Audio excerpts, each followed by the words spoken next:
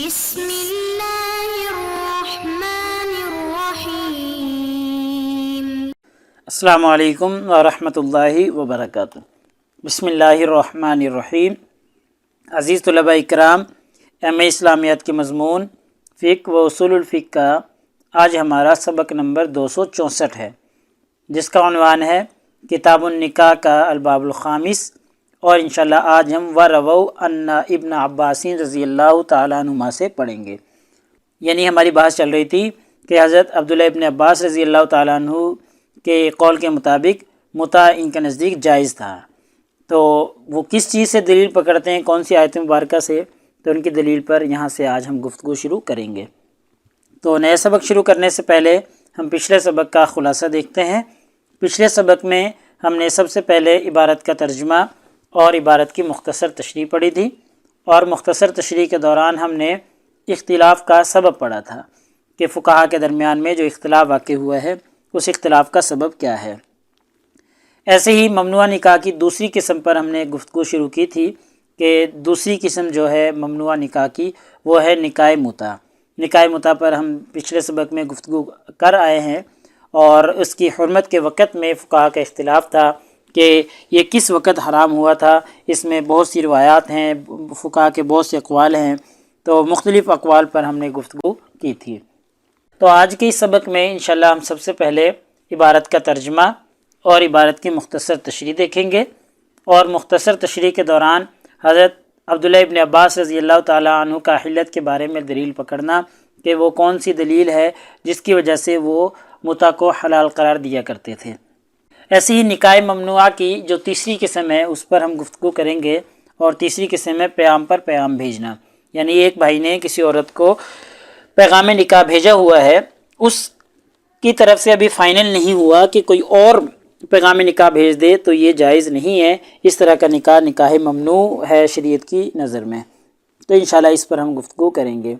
اور اس میں فقہا کا اختلاف ہے، تو انشاءاللہ ہم مختصراً اختلاف کی وضاحت کریں گے۔ اس کی کچھ ابعاد جو ہیں پیغام پر پیغام بھیجنا ہم پیچھے بھی پڑھ آئے ہیں۔ تو چلیے دیکھتے ہیں، یہ آج کی ہماری عبارت ہے وَرَوَوْا أَنَّ ابْنَ عَبَّاسٍ۔ حضرت عبداللہ ابن عباس سے روایت ہے کہ کَانَ يَحْتَجُّ لِذَلِكَ لِقَوْلِهِ تَعَالَى، وہ اللہ تعالیٰ کے اس فرمان سے دلیل پکڑتے تھے کہ حضرت عبداللہ ابن عباس یہ اس آیت مبارکہ سے استدلال کرتے تھے متع کی حلت کے لیے، اور وہ آیت مبارکہ کیا ہے؟ فَمَا اسْتَمْتَعْتُمْ بِهِ مِنْهُنَّ فَآتُوهُنَّ أُجُورَهُنَّ فَرِيضَةً وَلَا جُنَاحَ عَلَيْكُمْ۔ اب یہ جو آیت مبارکہ ہے اس کا ترجمہ ہے کہ پھر جو ازدواجی زندگی کا لطف تم ان سے اٹھاؤ، فَمَا اسْتَمْتَعْتُمْ بِهِ مِنْهُنَّ، جو تم ازدواجی زندگی کا لطف ان سے اٹھاؤ، اس کے بدلے میں ان کے مہر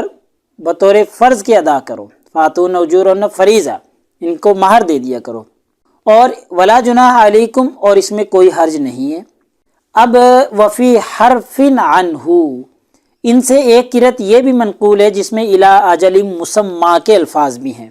یعنی ولا جناح علیکم الی اجل مسمى، ایک مدت تک کے لیے تم ان سے نکاح کر لو، اس میں تمہارے لیے کوئی حرج نہیں ہے۔ اب ایک قرأت میں الی اجل مسمى کے الفاظ ہیں، تو اس سے پتہ چلتا ہے کہ محدود مدت کے لیے نکاح کرنا جائز ہے، اور اسی کو نکاح متع کہا جاتا ہے۔ تو حضرت عبداللہ ابن عباس اس آیت مبارکہ سے اور اس قرأت سے دلیل لیتے تھے، اس کو دلیل کے طور پر پیش کرتے تھے۔ اور دوسری دلیل وَرُوِيَ عَنْهُ أَنَّهُ قَالَ، حضرت عبداللہ ابن مسعود سے مروی ہے کہ وہ فرمایا کرتے تھے کہ مَا كَانَتِ الْمُتْعَةُ إِلَّا رَحْمَةً مِّنَ اللَّهِ عَزَّ وَجَلَّ، کہ متع جو ہے یہ اللہ تعالیٰ کی رحمت تھی مسلمانوں کے اوپر، رحم بہا امت محمد صلی اللہ علیہ وسلم، اس کے ذریعے اللہ تعالیٰ نے امت محمدیہ پر ایک رحمت کر رکھی تھی۔ ولولا نہی عمر، اگر حضرت عمر رضی اللہ تعالیٰ عنہ اس سے منع نہ کرتے تو مضطر الی الزنا الا شقی، تو کوئی بھی شخص زنا نہ کرتا، ہاں کوئی بدبخت ہوتا، بہت ہی برا شخص ہوتا تو شاید وہ زنا کر لیتا، لیکن یہ متع جو ہے ایک رحمت ہی اللہ تعالیٰ کی طرف سے، اور اس کی وجہ سے لوگ زنا سے بچ جاتے تھے، اور اس لیے کوئی بدبخت ہی زنا کر سکتا تھا، اور اس رحمت کی وجہ سے زنا نہیں کر سکتا تھا، تو حضرت عمر رضی اللہ تعالیٰ عنہ نے پھر اسے منع کر دیا تھا۔ تو اب دیکھیں آیت مبارکہ سے وہ دلیل پکڑتے ہیں اور متع کو اللہ کی رحمت میں سے ایک رحمت قرار دے رہے ہیں، اور یہ مطلب ان کی دلیل ہے جس کے ذریعے وہ اس کے جواز کو ثابت کرتے ہیں۔ وَهَذَا الَّذِي رُوِيَ عَنْ ابن عباس، اور یہ حضرت عبداللہ ابن عباس سے مروی ہے کہ رواہ عنہ ابن جریج، اور یہی ابن جریج و عمر ابن دینار و عن عطاء، تمام سے یہی مروی ہے۔ قال کہتے ہیں سمیعت جابر بن عبداللہ یقول، میں نے جابر بن عبداللہ کو یہ فرماتے ہوئے سنا کہ تمتعنا علی عہد رسول اللہ صلی اللہ علیہ وسلم، کہ ہم اللہ تعالیٰ کے رسول کے عہد میں متع کرتے تھے، وابی بکر، اور حضرت ابو بکر رضی اللہ تعالیٰ عنہ کے زمانے میں بھی متع کرتے تھے، ونصفا من خلافت عمر، اور حضرت عمر رضی اللہ تعالیٰ عنہ کی خلافت کے نصف ایام تک بھی ہم متع کیا کرتے تھے۔ ثم نہا عنہا عمر الناس،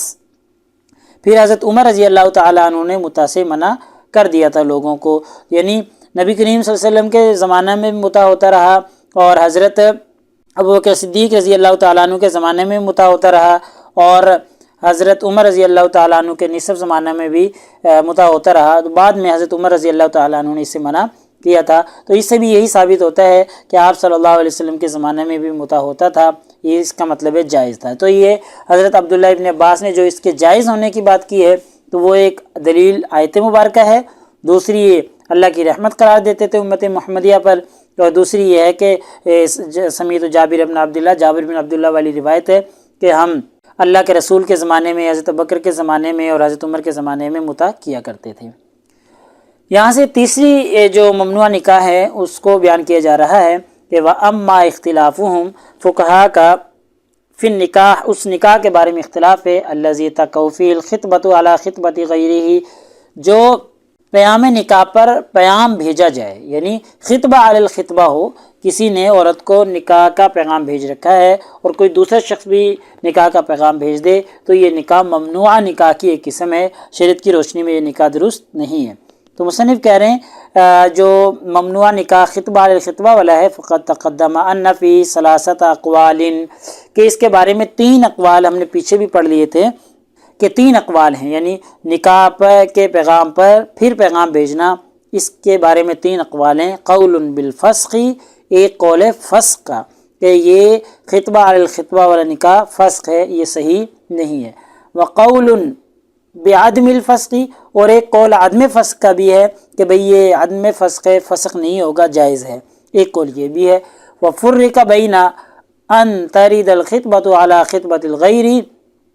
ہاں امام مالک رحمہ اللہ نے فرق بیان کیا تھا کہ پہلا پیام نکاح اگر مکمل ہونے کے قریب ہے، اس پر دوسرا پیام دینا درست نہیں ہے، ٹھیک ہے۔ ان ترد الخطبۃ علی خطبۃ الغیر بعد الرکون، یعنی پورا ہونے کے قریب ہے، والقرب من التمام، پورا ہونے کے قریب ہے، اس پر اگر پیغام بھیجا جائے تو یہ درست نہیں ہے، تریدہ، اس کو رد کر دیا جائے گا۔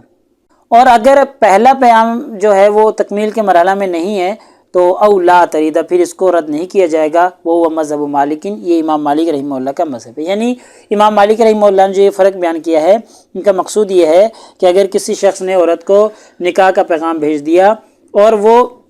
ابھی تکمیل کے مراحل میں نہیں، بالکل بنیادی طور پہ اس کے پاس پہنچا ہی ہے، تو کوئی اور شخص بھی پیغام نکاح بھیج دے تاکہ عورت کے پاس آپشن ہو، زیادہ بہتر کو وہ چن سکے۔ لیکن اگر پہلا پیغام نکاح قریب ہونے کے مکمل ہونے کے قریب ہے اور لگتا ہے کہ ان کا نکاح ہو جائے گا، پھر کوئی دوسرا شخص نکاح کا پیغام بھیج دے، تو یہ درست نہیں ہے، یہ شریعت کی روشنی میں نکاح جائز نہیں ہے۔ اس کے بارے میں جو 3 اقوال ہم نے پیچھے بھی پڑھے تھے، قول بالفسخ، قول بعدم الفسخ، اور یہ فرق کا جو قول ہے یہ امام مالک رحمہ اللہ نے بیان کیا ہے۔ تو لہٰذا ہمارے آج کے اس سبق کا خلاصہ نکلا کہ آج کے اس سبق میں ہم نے سب سے پہلے عبارت کا ترجمہ اور عبارت کی مختصر تشریح پڑھی ہے، اور مختصر تشریح کے درمیان ہم نے کچھ چیزوں کی وضاحت کی ہے، جن میں حضرت عبداللہ ابن عباس کا حلت کے بارے میں دلیل پکڑنا، ایک دلیل ان کی آیت مبارکہ ہے کہ اس میں الی اجل مسمى کے الفاظ ہیں، اس سے ثابت ہوتا ہے کہ ایک مختصر مدت کے لیے، متعین مدت کے لیے نکاح کیا جا سکتا ہے۔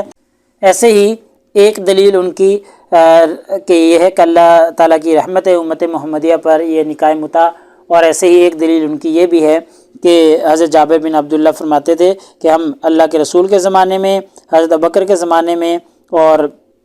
حضرت عمر رضی اللہ تعالیٰ عنہ کے نصف خلافت کے زمانے میں متع کیا کرتے تھے، تو اس کے بارے میں ان دلائل کی روشنی میں وہ اس کو جائز قرار دیتے ہیں۔ ایسے ہی نکاح ممنوعہ کی تیسری قسم بھی ہم نے پڑھی ہے، اور تیسری قسم جو ہے وہ ہے پیغام پر پیغام بھیجنا، یعنی عورت کو کسی نے نکاح کا پیغام بھیج رکھا ہے اور وہ تکمیل کے مراحل میں ہے، اور پھر کوئی اور نکاح کا پیغام بھیج دے تو ان کا جو نکاح ہونے والا تھا یا ہونے کے قریب تھا وہ ختم ہو جائے، تو اس طرح یہ درست نہیں ہے، شریعت کی روشنی میں یہ ممنوعہ نکاح ہے۔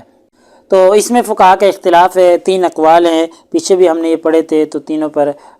فسخ کا ایک قول ہے، ایک عدم فسخ کا ہے، اور امام مالک رحمہ اللہ نے فرق بیان کیا ہے، تو تینوں ہی اقوال ہم نے تفصیل سے دیکھ لیے ہیں۔ تو پیپر میں پوچھے جانے والے سوالات سے متعلق اگر ہم گفتگو کریں تو ایک یہی سوال ہے کہ جی مذکورہ عبارت کا ترجمہ اور تشریح کریں۔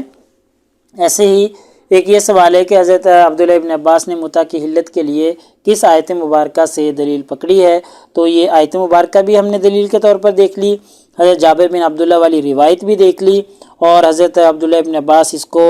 اللہ تعالیٰ کی رحمتوں میں سے ایک رحمت جو امت محمدیہ پر کی گئی ہیں قرار دیا کرتے تھے، تو یہ رحمت ہے تو پھر ناجائز کیسے ہو سکتی ہے؟ تو یہ کچھ اقوال ہیں متع کی حلت کے بارے میں۔ یا ایسے ہی متع کے بارے میں یہ سوال بھی پوچھا جا سکتا ہے کہ متع کن لوگوں کے نزدیک جائز نہیں ہے اور کن لوگوں کے نزدیک جائز ہے، تو ان کے دلائل کی روشنی میں اس کی وضاحت کریں۔ تو متع کے جو حرمت کے دلائل ہیں وہ ہم نے پچھلے سبق میں پڑھ لیے، اور اس کی حلت کے جو دلائل ہیں حضرت ابن عباس کے نزدیک جو تھے ان تینوں پر آج ہم نے تفصیلی روشنی ڈالی ہے۔ تو اگلے سبق نمبر 265 میں انشاءاللہ ہم اسی ترتیب سے چلتے رہیں گے، اور کتاب النکاح کا الباب الخامس جیسا کہ ہمارا چل رہا ہے چلتا رہے گا، اور آگے ہم وَأَمَّا نِكَاحُ الْمُحَلِّلِ سے پڑھیں گے، یعنی نکاح ممنوعہ کی جو چوتھی قسم ہے، جو مصنف نے 4 اقسام بیان کی ہیں ممنوعہ انکحہ کی، تو چوتھی قسم ہے نکاح محلل، تو انشاءاللہ ہم اس پر گفتگو شروع کریں گے۔ جزاکم اللہ خیر، السلام علیکم ورحمۃ اللہ وبرکاتہ۔ اللہ پاک آپ سب لوگوں کا حامی و ناصر ہو۔ اگلے سبق تک اجازت چاہتا ہوں۔ اللہ تعالیٰ آپ سب لوگوں کو کامیابیاں اور ترقیاں نصیب فرمائے۔